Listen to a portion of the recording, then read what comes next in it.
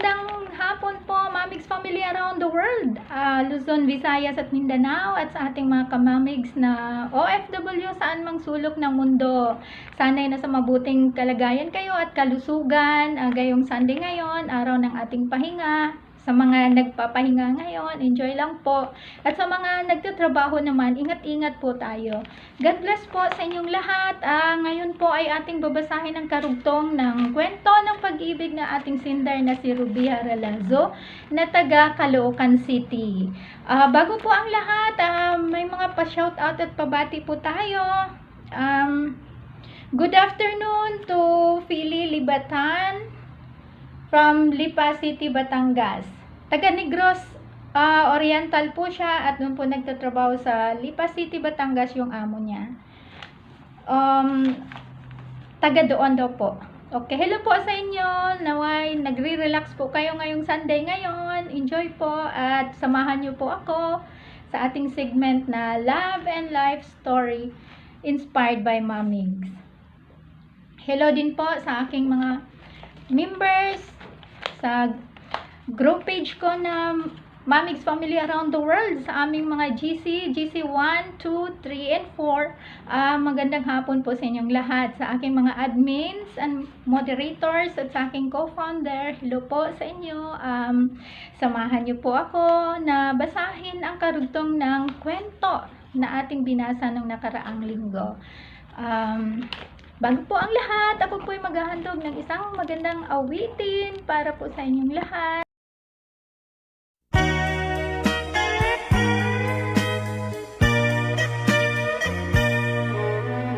Kung minsan ang takbo ng buhay mo,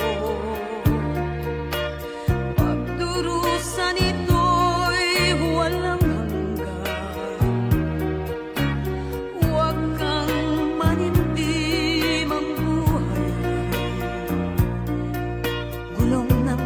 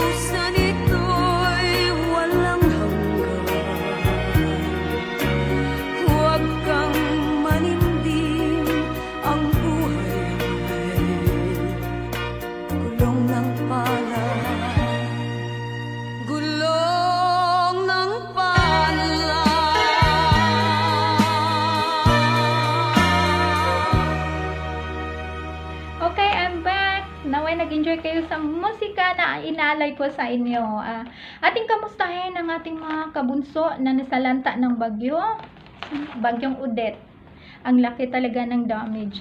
Naway maraming magagandang loob na nagbigay tulong sa mga nasalanta at kudos to our Bunso Mix Molino sa patuloy na pamimigay o pamamahagi ng blessings sa mga taong higit na nangangailangan. Bunso, lagi ka pong mag-iingat at nakikita ko po na lagi mong tinatanggal yung mask mo. Naway, Bunso, magsuot ka lagi ng mask dahil mahirap po ang panahon natin ngayon. Ingat ka po lagi saan ka man paruroon sa araw-araw. Ingatan ka sana ng ating Panginoon sa po lang yung pamilya at mga kasamahan sa charity works mo. God bless you, Bunso. Hello to Tatay Jetro, Carrie. Lagi ka pong mag-iingat at God bless you po. Mahal namin kayo. Hello sa mga Molino family, Antinorio. Gayon man sa Tesorero family, naway nagre-relax po kayong lahat ngayong Sunday, kasama yung pamilya at mga mahal sa buhay. Okay, ating babasahin ang last part ng kwento, mga kamamig. Sit back and relax at makinig. Samahan niyo po ako. Mula noon, nainis na ako sa kalagayan ko, Miss Rizzy. Bakit kasi ako pa itong nagkaroon ng ganitong karamdaman? Nagalit na ako sa mundo noon, pati na rin sa Diyos. Nawala na ako ng tiwala at nasabi ko na, napaka-unfair ng Diyos. Bakit hinayaan niya na masaktan ako ng paulit-ulit? Gusto ko lang naman magmahal at mahalin kahit ganito ang kalagayan ko. 10 years, wala akong ibang ginawa sa buhay ko kundi magalit sa tao. Nagiging suplada na ako at dating di ko ginagawa ko na. Masungit na daw ako, suplada. Sagot ko naman sa kanila, bakit ako pakialaman nyo? Noong mabait ako, lagi akong nasasaktan. Ngayon, natuto na ako sumagot sa mga taong nangungutya sa akin sa kalagayan ko. At natuto na rin akong uminom. Nakikisabayan ako sa mga pinsan ko at kapatid ko. Pero after that, napag-isip ko din, bakit kaya ako binigyan ng Diyos ng ganitong pagsubok? Ano ba gusto niya para sa akin? 2017, nahilig na ako sa Facebook. Dami ko nang nakilala sa mga group. Naliligaw pero lahat sila busted. Kasi nga, sabi ko, ayaw ko nang magmahal. Then, may nag-friend request sa akin, si Galindo Mamis. Ang isip ko litong-lito, di ko alam ang gagawin. Hirap ako sa paghuli ng iyong pansin. Kapag nasasalubong ka, dibdib ko'y kakaba-kaba, pati ang tuhod ko'y nanlalambot na rin.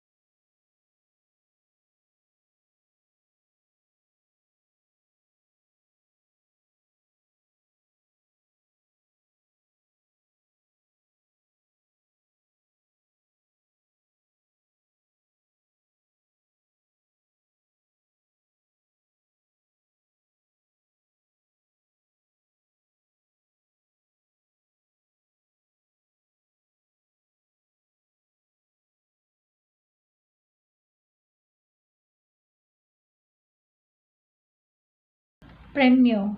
Sumagot ako at yun, nanalo ako. Doon na nagsisimula ang panibago kong buhay nang makasama ko ang Mamigs family around the world. Salamat sa inyong lahat.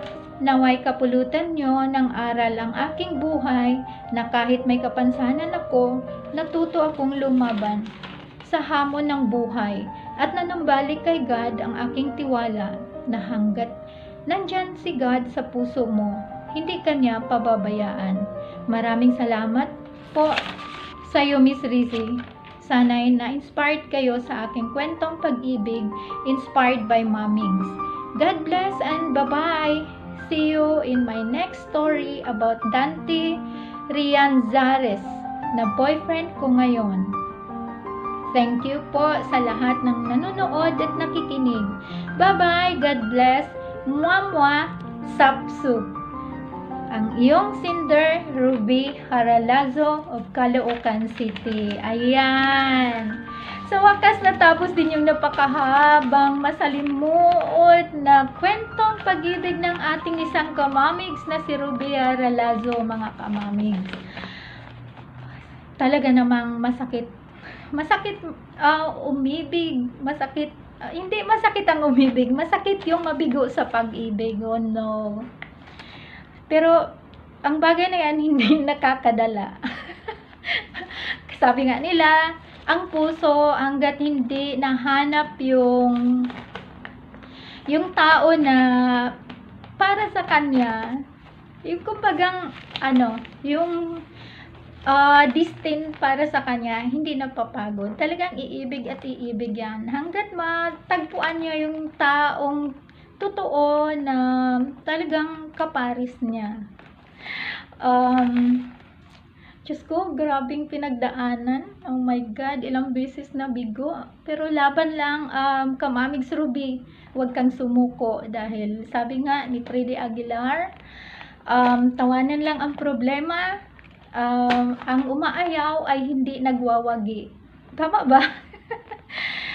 Ay, Diyos ko, hinihingal ako. Parang na-feel ko yung sakit na paulit-ulit kang nagmahal, paulit-ulit kang nagtiwala, paulit-ulit ka ring nasaktan. Pero doon ako talagang na-touch nung ang dami mong bakit kay God. Ang dami mong parang regret na kumbaga na-question mo si Lord na bakit ganito? Bakit lagi akong nasasaktan? Gusto ko lang naman magmahal. At gusto ko lang din naman ma-feel yung minamahal ako. Parang ganon. Pero gusto kong sabihin sa'yo from the bottom of my heart na si God ay may plano para sa'yo. At meron siyang talagang itinakda na magiging kaparis mo habang buhay. Huwag ka lang mawalan ng pag-asa. Keep praying and keep trusting God na sa bandang huli ay matagpuan mo rin yung totoong tao na nakalaan para sa'yo. Kaya, kapit lang, huwag sumuko, at lalo nang huwag mong questionin ang will ni God dahil hindi mo alam na baka bukas or sa makalawa, nandyan na yung tao para sa'yo. Yung totoong magmahal, mag-care sa'yo. Katulad ni Bunso Mix, di ba? Kaya, keep going. Life must go on. Hindi natapos dyan yung buhay natin. Nabigo man, keep trying, kamamigs. Huwag kang sumuko sa laban. Lalaban ka kasama si Lord, kaya antayin mo lang yung para sa'yo. Kasi lagi ko naririnig yun, ang pag-ibig hindi inahanap, kundi kusang dadating. Kaya antayin lang natin kung sino yung naglalakad papunta sa'yo, papunta sa akin, papunta sa kanila, ganon. Kaya manalig lang tayo, huwag tayong mawala ng pag-asa dahil si Lord, pag siyang nagbigay ng biyaya, talagang umaapaw yan. At siguro may nakalaan para sa'yo, hindi pa ngayon, baka soon. Kaya good luck! Sana'y thank you sa iyong story na napaisip talaga ako. At sana'y nakapulutan din ng aral sa iba nating mga kamamigs. Be strong. Kaya natin to. Kaya mo yan. Bakit ako nasali? Hindi. Talaga namang hindi biro yung mabigo. Masakit yun. Yung umasa tayo, tapos umasa lang pala sa wala. Yung ganon. Kaya, lumaban ka, kamamis. Lagi kang magdasal. Huwag mong isipin na ganyan ang kalagayan mo, wala ka ng pag-asa na maging masaya. Isipin mo na maging masaya ka. Lagi mong tatandaan na magiging masaya ka, hindi man ngayon, bukas, or sa darating na araw, na ganon. Kaya, thank you very much and God bless you. I love you. Aking mabait na moderator. Thank you din na nasa group page kita at na-inspired ka dun sa mga nauunang mga kwento ng segment na to. Sa mga gustong sumulat po, pwede po kayong mag-send sa messenger ko at babasahin ko na lang. Huwag po kayong mahiya. Hanggang dito na lang po. Ito po ang inyong kamamigs, Miss Rizzy, na nagsasabing laging mag-ingat at sumunod sa protocol at laging magdasal para sa ating kaligtasan. Minsan natin